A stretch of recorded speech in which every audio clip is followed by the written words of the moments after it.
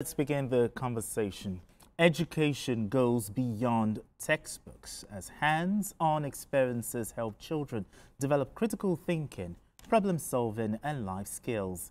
In Kogi State, the Office of the First Lady of the state, in collaboration with key stakeholders, have organized a cooking competition for 21 children between the ages of 8 and 12 to complement traditional classroom learning.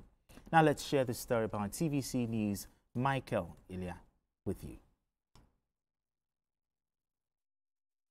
That teaching children survival skills is like giving them a superhero's toolkit for life, equipping them with confidence, problem-solving abilities, and independence in adulthood. This is why the Office of the First Lady of Kogi State is partnering with stakeholders to host the maiden edition of the Niger Kids Cooking Competition in the state. Aged between 8 and 12, the grand finale of the Niger Cooking Competition is witnessing these young chefs give it their all, turning mystery ingredients into mouth-watering dishes. So we're going to come out. With the First Lady duly represented, the young contestants, each drawn from the 21 local government areas of the state, are supervised with safety measures in place to ensure a hitch-free exercise. The competition is designed to be both educational and entertaining, challenging the children to create innovative meals within a set time frame. Key players say it will encourage them to think creatively while working with a variety of ingredients to prepare unique dishes. It is a special day because we are here to celebrate creativity. We are here to celebrate experimentation. And most importantly, fun of cooking. Our dear parents, these are our contestants. And surprisingly, we have boys amongst them. That's to show that not only girls or women or ladies that kitchen are meant for. We have boys that can cook. The competition also tested their time management, hygiene practices, and ability to work under pressure. These essential skills help build their confidence and prepare them for real-world experiences. Ladies and gentlemen, as they moved through different stages of meal preparation, judges assessed their creativity, taste, presentation, and the nutritional value of the dishes. Organizers insist the goal is to nurture their talents early and prepare them for adulthood, regardless of gender. I truly appreciate children when they do exploits, like when they do something that ordinarily they wouldn't be able to do, or what ordinarily make them unique. And when it has to do with cooking, we all know that cooking, we might think it's just food now. No, we want to see how in our own way we can change this narrative from calling these children Indomie generation, whereby it's only Indomie they know how to boil. It's why I asked somebody if I know how to boil water. I'm calling for the support of the government and other individuals, the parents and our fellow co-guides to support us to embrace more children to learn how to cook. What is your name? The competition emphasizes the importance of proper nutrition and home-cooked meals, encouraging children to explore healthy eating habits as they gain confidence in the kitchen.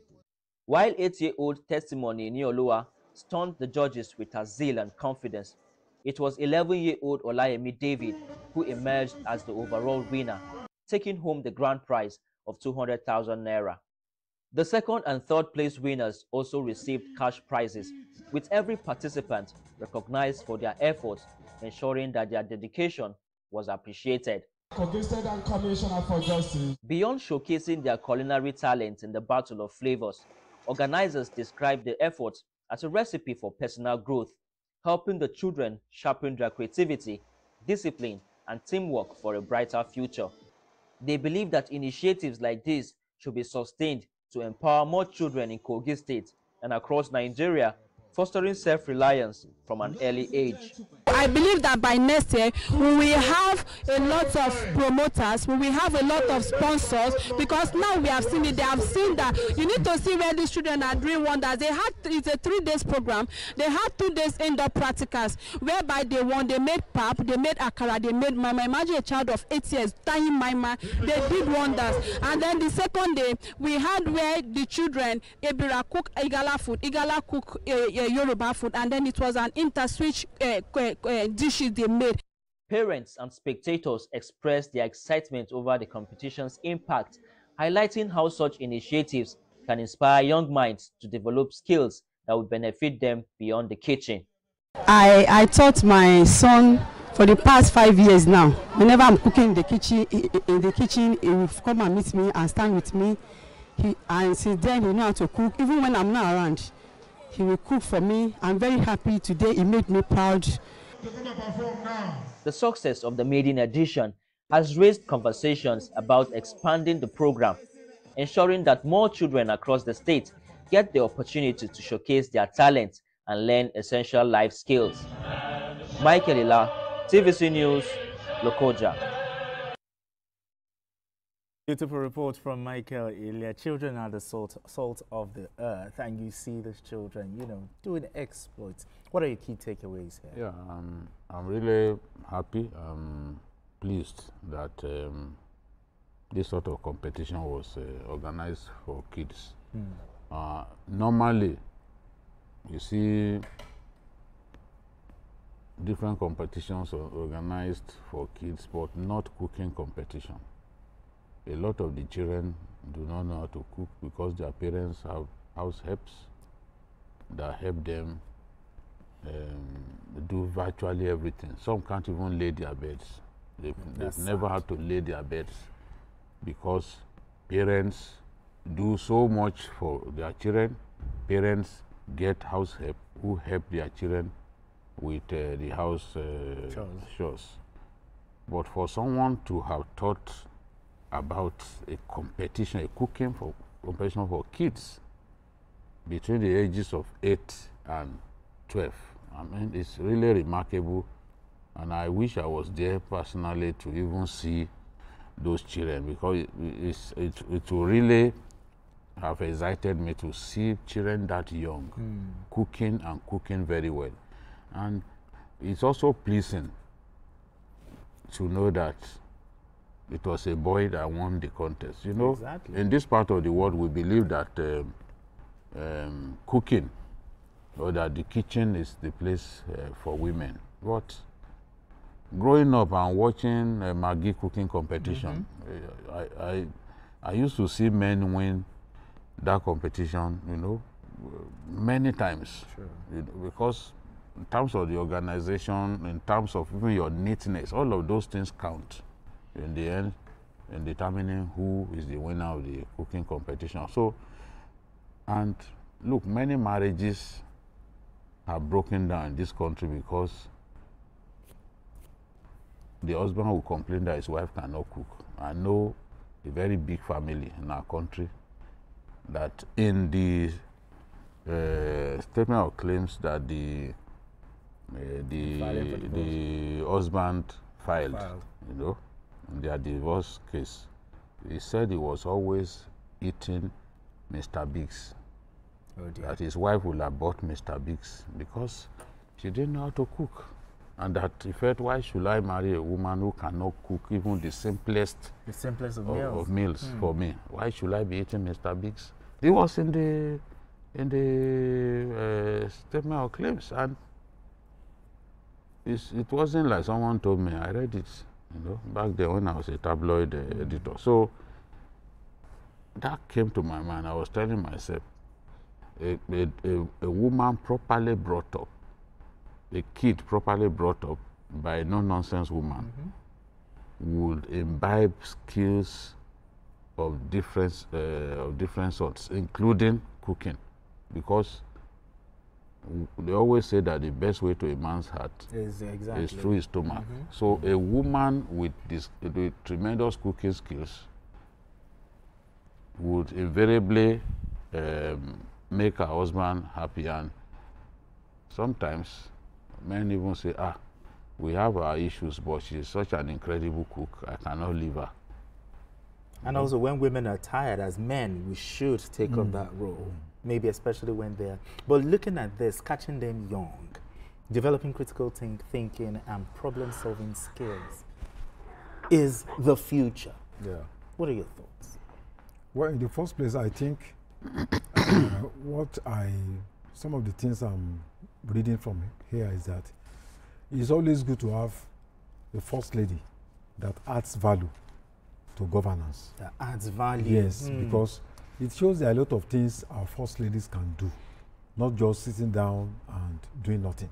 You know, your position can be used to add value to the work your husband is doing. Look at first ladies we have had, for instance, in Ekiti State. You know, you see also the programs, even in Lagos State here, and some other states, you know, even the current first lady, you know, in Abuja. Yeah, exactly. You know? So you can really add value to governance. What has happened, you know, bringing children between the age of 8 and 12 is quite remarkable.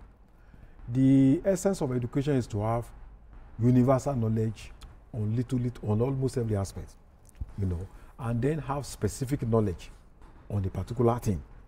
You know, when you are going to school, you need to have broad idea, even just a very little knowledge about certain things. Today we have people who are university graduates, they can't even prepare EBA. Yes, tell them to go and prepare amala. They don't know. They cook poison. Education is not just when you graduate with first class and all that. You need to have practical knowledge about a lot of things. Exactly. And I think domestic work is part of such things, because you realize that it will be very helpful for you in your future life. For instance, when you are a youth corper or you are a bachelor, you want to live alone, you need to learn how to cook for yourself. And if you just get married newly, your wife is pregnant, you know, for the first 3 months. Exactly, the trimester. You need to be able to go to the kitchen and assist your husband. True. Sometimes women have cervical weaknesses that for 9 months they can't even do anything. Exactly. So it's your responsibility as a man, at least to be able to assist. Cooking is not just for women alone. And you know, when we were growing up, some of these things were part of our practical knowledge. I know some secondary school that used to produce bread. They had bakery, they have carpenter, you know. In those days, you close 2 o'clock, and then between 2 and 6, you are exposed to universal knowledge, sports, games, cooking, and all sorts of things. But these days, you know, we overstress our students, keep them out to 4 o'clock. They talk about people doing lesson just for money. So at the end of the day, you leave secondary school, you don't have broad knowledge about. So I think I'm really happy about what the First Lady has done in Kogi State. And I hope it will be sustained. So it could be something that is every year. You have to continue. Exactly. All right, gentlemen, let's move straight. And you know, no one can tell how any of these children will turn out. Will attain global status. We've seen a Nigerian girl, you know, set a world record in cooking. Yeah, exactly. The cookathon. So, and they may become big chefs. Big chefs, millionaire chefs. It all depends on what God has in store for them. Exactly. All right, gentlemen, let's move